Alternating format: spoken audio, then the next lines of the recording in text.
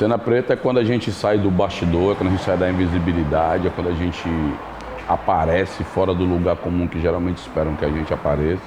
No caso da televisão, geralmente nós estamos em... Quando a gente aparece, né, que já é uma coisa difícil, é num papel subalterno ou na ideia de violência e descontrole. Nunca num papel como todos os outros papéis são comuns, de você estar numa comédia romântica, de você estar num negócio de humor, você está sempre naquele papel do bandido, do vilão, ou quando não aparece, ou quando do outro lado é você aparecer naquele papel de servidão. A cena preta é quando os papéis começam a se inverter, a gente começa a sair desse imaginário de coisa negativa e para coisa positiva e potente. Aí você começa a ver pretos na presidência das empresas, preto chefe do FBI, preto diretor de banco, preto dono de empresa de moda. Aí você começa a pensar o preto no outro lado. E eu acho que a função, inclusive, da cena preta é transformar a TV numa coisa menos branca, porque está tudo só branco. É todo tempo branco para todos os lados, então cena preta vai dar um tempero e um colorido mais interessante para a produção cinematográfica e televisiva.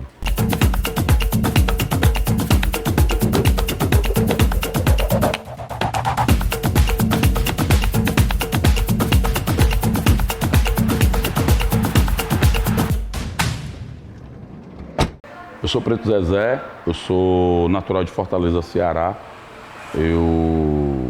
Eu sigo meio que um padrão de uma infância de quem é de favela, nascido no Nordeste do Brasil, que é muito cedo ter que escolher entre trabalhar e estudar, porque infelizmente as notas da escola elas não trazem resultados imediatos como trazem as notas de dinheiro. Então eu comecei lavando o carro na rua desde 12 anos de idade, aí foi nessas ruas também que um pouco conheci muita a dinâmica da rua frenética, a vida na rua. Infelizmente trouxe muitas coisas interessantes do ponto de vista de aprendizado, mas ao mesmo tempo me tirou também, me privou de muita coisa bacana, dos meus amigos, que grande parte, uma parte morreu, outra parte foi preso, de uma infância vivida na sua plenitude, né, que você tem que brincar, tem que estudar. Encontro às vezes os moleques na rua e eu pergunto assim, porra, por que vocês não estão em casa, né? Os caras, é melhor estar aqui do que estar roubando, que estar criminalizando. Eu falei, não, mano, melhor é estar em casa, não é estar criança. Você encontra criança na rua e tá, isso ficou meio naturalizado, a coisa do trabalho. Daí depois eu encontro a cena dos baile funk em Fortaleza, que já era uma cena muito disputada, guerreada da galera das favelas. Aí eu não curti muito isso. Daí eu encontrei com o hip hop na década de 90 ali, 90, 91, foi quando minha vida mudou totalmente. Que aí deu um pouco para organizar as ideias, a identidade, o pertencimento, sair da invisibilidade de uma maneira positiva que não fosse o crime ou as armas, né? E daí começa uma outra história, só que eu achava muito pouco ainda, tinha uma inquietude de querer que a gente pudesse fazer mais, as ideias que a gente dava nas letras de rap, né, a gente pudesse botar na prática, mas infelizmente não foi dessa vez. E aí foi quando em 2000 eu conheço o Celso Ataíde, a CUFA, e a gente começa uma nova história, onde o hip hop não sai da minha vida, continua, mas a gente começa a adicionar outras competências, outras habilidades, e trazer novas ações para dentro, né? E posicionar, né, individualmente, coletivamente, a ideia de favela, de preto, num lugar diferente. E aí muda tudo, e aí é o que a gente conhece hoje. A CUFA surgiu nos anos 98 para 2000, né, criado pelo Celso Ataíde. A ideia inicialmente, as pessoas começaram conversando sobre coisas de interesse mútuo dentro de uma favela na Cidade de Deus, né? Celso e Bill começaram essa saga. Depois ela veio se tornar essa grande escola de formação de liderança, de agenda positiva dentro das favelas e de posicionamento da ideia de favela num lugar que ninguém estava acostumado, nem mesmo os favelados, que era no lugar de destaque, no lugar de poder, no lugar de referência, no lugar de protagonismo. Porque muitas vezes você falava favela, o pessoal ficava meio pelo estigma, né, que segue a favela desde a escravidão, né, não é nas favelas que estão as pessoas que foram despejadas no dia 13 de maio de 1888, então de lá até aqui há muitos anos de estigma nesse lugar, que recai sobre as pessoas, que recai sobre o território. Então a ideia era mudar de vez isso. E a CUFA, né, ela se espalhou pelo Brasil inteiro, está em mais de 500 municípios, em mais de 5 mil favelas, em 26 estados mais do Distrito Federal, e mais em 20 países, produzindo essa formação de líderes, produzindo essa agenda positiva dentro do território através de projetos de ações que estão ligadas à educação, esporte, lazer, desenvolvimento social, desenvolvimento econômico e principalmente apresentando uma agenda nova ao mundo externo da favela, né? Ao mundo do asfalto, às empresas, mostrando que a favela não é a carência, não é aquele ambiente de tragédia, de tristeza, só de desgraça, mas é um ambiente de potência, inovação e muita coisa bacana acontecendo. Eu me tornei o Preto Zezé porque eu venho de um lugar, Ceará, e o racismo brasileiro ele é de um tipo próprio, né? Então o racismo brasileiro ele se manifesta de maneira diferente em cada lugar. Se você pegar o exemplo, por exemplo, da Bahia, onde lá houve uma violência terrível do ponto de vista, e agora, atual, estou falando de agora, não tem falando do passado que também foi muito truculento, mas você pegar o que é o processo de apropriação cultural da Bahia, por exemplo, em que você tinha aqueles grupos da África, né, Banda Mel, Banda Reflexo, que falavam das questões da África, do negro, com ritmos, e tinham bandas que eram muito conhecidas no Brasil inteiro, né, quem não conhece os hinos da época, e depois você vê que tiraram o ritmo, tiraram a África, mudaram as letras, depois tiraram os próprios pretos, e agora ficou mulheres brancas representando uma cultura que era popular de massa preta, com as ideias de referência da África. No meu estado, o Ceará, era o contrário. Os caras diziam que não tinha negro pelo fato de lá ter abolido a escravidão 4 anos antes do Brasil. É tanto que lá se comemora a abolição da escravidão antes do Brasil. Chama inclusive Terra da Luz por isso, né? E aí foi o Dragão do Mar, que era que foi o primeiro cara a dizer que não desembarcavam mais escravos nos portos cearenses e tal. Tem toda uma história construída nisso. Mas a partir disso, passou-se a construir a história que lá não tinham negros.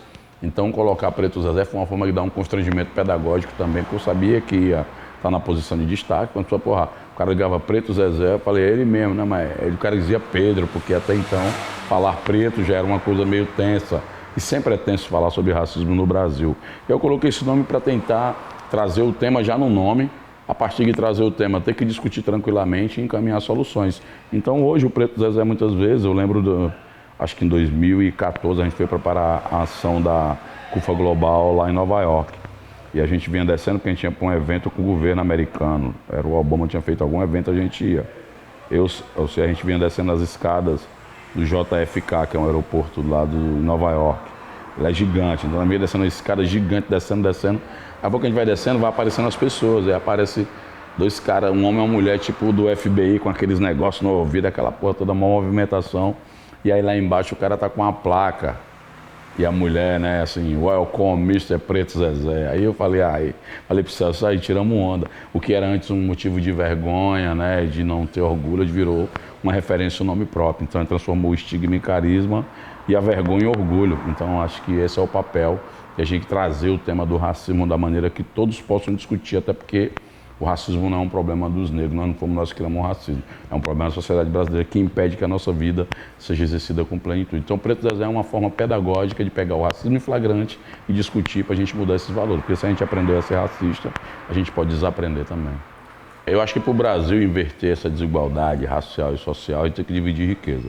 Está provado que o Brasil é o país do futuro, não porque é um discurso, mas porque o que o mundo todo está discutindo sobre água, sobre convivência entre as pessoas, sobre não ter guerra, né, sobre questões naturais, recursos naturais, o Brasil já tem isso. O problema é que existe uma elite no Brasil, a elite econômica, política, que tem vergonha do Brasil. Então ela não quer assumir o que o Brasil é. Então acha muito legal os pretos na cozinha, os pretos no futebol, os pretos na música, mas na política não pode permitir que os pretos entrem. Isso em todos os partidos, da direita à esquerda. Você vê os pretos é minoria. No máximo tem um cativeirozinho lá, um bloquinho para os pretos ficar lá dentro, bem quietinho, e se reclamar, porra, não, ainda estamos dando esse bagulho para vocês, estão reclamando de quê? Então, o Brasil é isso.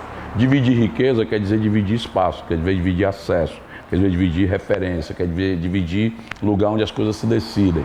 Muitas vezes, quando as nossas agendas são lembradas pelo mundo político e as gestões, são muito emocionadas no discurso político, vai lá os negros, a mulher, a favela, não sei o quê.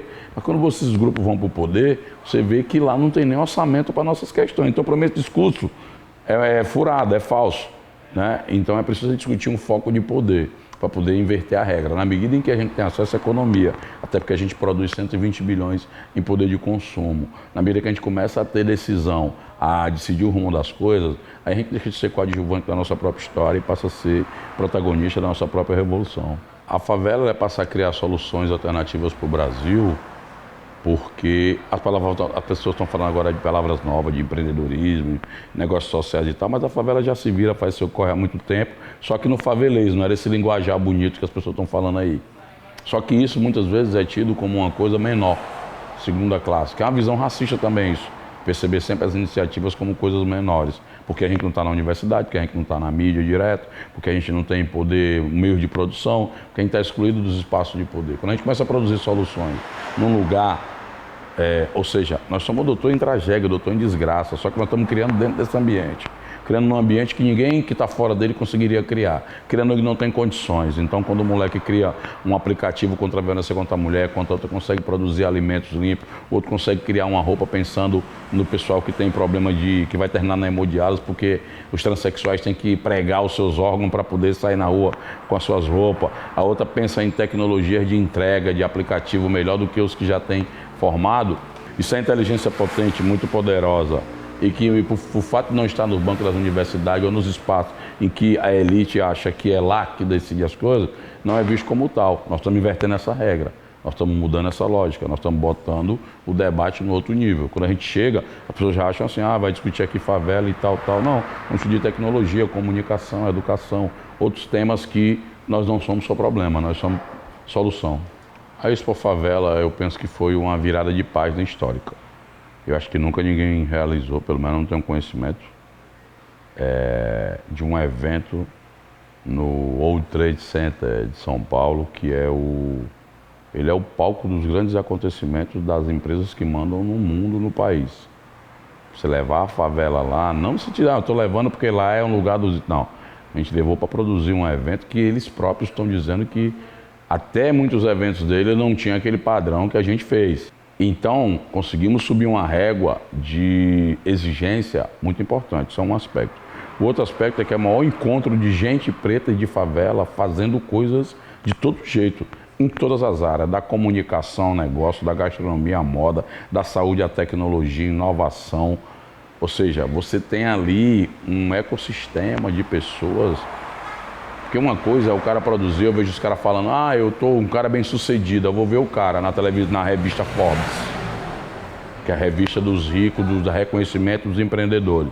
O cara herdou 5 milhões da família, pô. Quer ver o cara fazer igual a mãe na favela, se virando para produzir um negócio importante pra cacete, virando o jogo. Então as condições de competição são desiguais. Na medida que eu boto uma mulher líder de comércio da favela, com a Luísa Trajano, na medida que eu meto um Condzilla, que é o maior portal de música urbana do planeta, com o Luciano Huck, eu estou levando para um patamar, inclusive reconhecendo que eles são importantes, mas nós também somos. E estamos produzindo igual ou melhor que eles em condições desiguais. Então eu já estou muito além. A Expo Favela, eu acho que mostrou para eles que nós estamos em outro patamar agora. Eu acho que a partir dali, as empresas, os homens do negócio, os investidores passam a olhar a favela com outro olhar. Quer dizer que aquilo da realidade da favela total não, a favela é diversa. Mas existe uma tendência na favela que está pensando um outro Brasil, que está olhando por uma lente de avanço e de futuro, que tem outras ambições. Que não quer ficar ali no básico, está pensando lá na frente, organizando questões.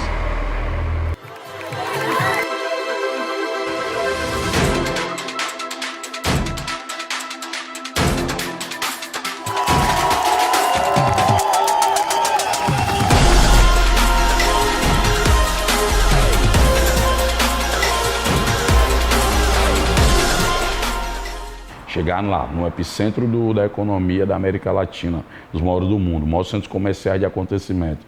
Fazer o que a gente fez é escrever uma nova página na história. Eu espero que isso reverbere muito, que isso vá longe e que a gente não pare. Tanto que a gente já começou a produzir a segunda, eu acho que vai crescer, ainda vamos ter o dobro de stands, nós vamos ter um link internacional, nós vamos ter outros investidores, grandes empresas já estão nos procurando. Eu acho que eles entenderam o recado.